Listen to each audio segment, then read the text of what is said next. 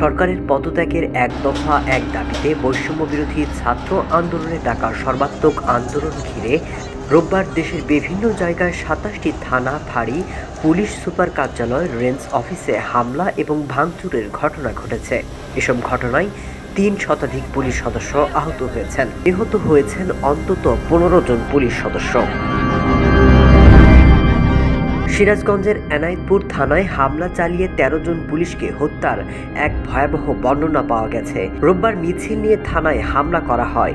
এক পর্যায়ে আগুন ধরিয়ে দেওয়া হলে সেখানকার পুলিশরা থানা থেকে বের হয়ে আসলে তাদেরকে পিটিয়ে মারা হয়, এমনকি মাথা থেতলে হত্যা করা হয়। হত্যার পর এক পুলিশ সদস্যের গলায় ফাঁস দিয়ে গাছে ঝুলিয়ে রাখার ছবিও প্রকাশ পেয়েছে।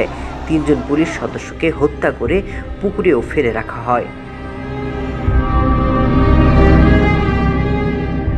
হামলা এবং ভাঙচুরের শিকার থানা ফাঁড়িগুলো হলো রাজধানীর যাত্রাবাড়ি এবং খিলগাঁও থানা, টাঙ্গাইলের গোড়াই হাইওয়ে থানা, বগুড়া সদর, দুপচাচিয়া এবং শেরপুর থানা, জয়পুরহাট সদর থানা, ব্রাহ্মণবাড়িয়া এবং আশুগঞ্জ থানা, সিরাজগঞ্জের এনায়েতপুর, উল্লাপাড়া শাহজাদপুর থানা, হবিগঞ্জের মাধবপুর ফাঁড়ি, Mymensingh range office, Narayanganj, Bogura, Pabna, Sirajganj police সুপারের কার্যালয় এবং দিনাজপুর সদর থানা। সিরাজগঞ্জ জেলায় এনায়েতপুরে ১৩ এবং কুমিল্লার ইটালিগঞ্জ হাইওয়ে থানা পুলিশের এক সদস্য নিহত হয়েছেন বলে নিশ্চিত হওয়া গেছে।